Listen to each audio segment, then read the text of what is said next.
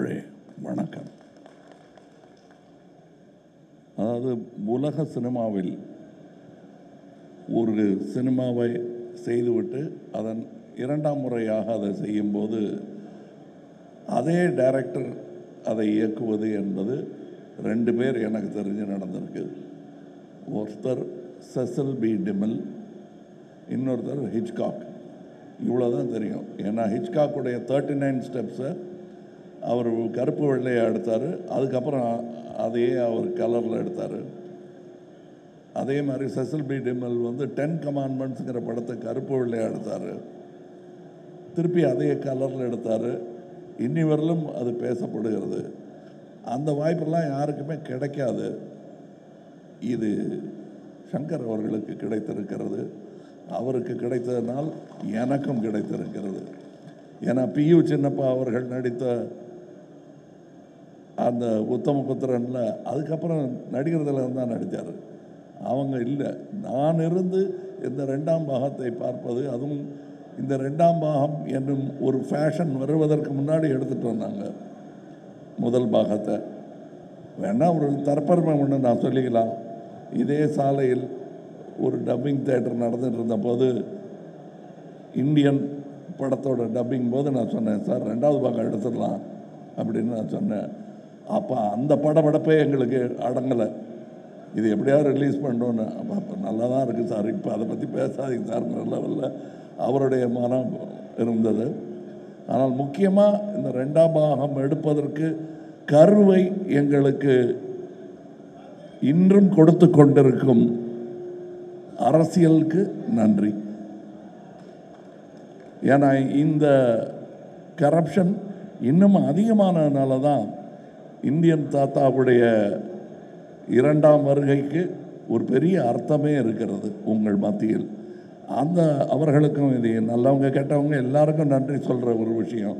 இன்னும் சொல்லப்போனால் இருக்கிறவங்க இல்லாதவங்களுக்கு கூட நன்றி சொல்லணும். இந்த மேடையில் நான் ரொம்ப சந்தோஷமாக ஒரு தலைமுறையுடன் நடித்து கொண்டிருக்கிறேன். நான் மதிக்கும் நல்ல நடிகர்கள், என் நண்பர்கள் இப்பொழுது எங்களுடன் இல்லை. அவங்களாம் இந்த வெற்றி விழாவில் பங்கெடுத்திருக்க வேண்டியவர்கள். மனோபாலா, நடுமுடி வேணும், விவேக் போன்றவர்கள். இந்த பக்கத்து ரோட்டில் இப்போ தான் முந்தானத்தை தான் எடுத்த மாதிரி இருக்குது விவேக்கோட சீன்ஸு. இவர் பக்கத்தில் உட்காந்து டைரக்ட் பண்ணிட்டு இருந்தார். காலம் எவ்வளோ வேகமாக ஓடுகிறது என்பதற்கு இந்தியன் 1, 2 எல்லாம் ஒரு உதாரணம். நாங்கள் திரும்பி பார்க்குறது கூட சங்கருங்கிற அந்த இளைஞர், அவர் நல்ல வேளை இன்னும் இளைஞராகவே இருக்கார். நல்ல வேளை நான் தாத்தாவை போட்டதுனால வித்தியாசம் தெரியல. இன்னொரு முக்கியமான ஒரு இந்த மாதிரி மேடைகளில் வழக்கமாக ஒரு 2 பேர் சண்டை போட்டுக்குவாங்க, மாற்று கருத்து இருக்கும். அது இல்லாமல் போயிடக்கூடாது இதுங்கிறதுக்காக ஒரு நம்ம ரவிவர்மன் ஒன்று சொன்னார், சங்கர் சாரும் கமல் சாரும் நினச்சாலே இது மாதிரி எடுக்க முடியாதுன்னு. எடுத்திருக்கோம். அதான் இந்தியன் 3. இந்த மேடையில் அதை பேசக்கூடாது. ஸோ அவரையும் எதிர்த்து பேசிட்ட ஒரு சந்தோஷம் எனக்கு இருக்குது. அவருக்கு தான் சம்மந்தப்பட்டிருக்காரு. இதில் இருக்கிற எல்லாருக்கும் ஒவ்வொருத்தருக்கும் நான் நன்றி சொல்ல ஆரம்பித்தேன்னா, நாங்கள் பாம்பே போகிறதா இருக்கோம் அடுத்த விழாவுக்கு. அது ரத்து செய்ய வேண்டியிருக்கும். இப்போ டைரக்டரே சொல்லிட்டார் குணால் அவர்களை பற்றி. குணால் அவர்களை நான் சந்திச்சே 10 வருஷம் ஆச்சுன்னு சொன்னால் 10 மேலேயே ஆயிடுச்சு. எனக்கே ஆச்சரியமாக இருக்குது. விஸ்வரூபத்தும் போது நான் அவரை சந்தித்தேன், அதில் வேலை செஞ்சார். ஸோ அது மட்டும் இல்லை, இந்த படம் 5 வருடம் 6 வருடம் எடுத்ததுக்கு காரணம் நாங்கள் தொழில்நுட்பமோ இதுவோ தொழில்நுட்ப கலைஞர்களோ நட்சத்திரங்களோ காரணம் அல்ல.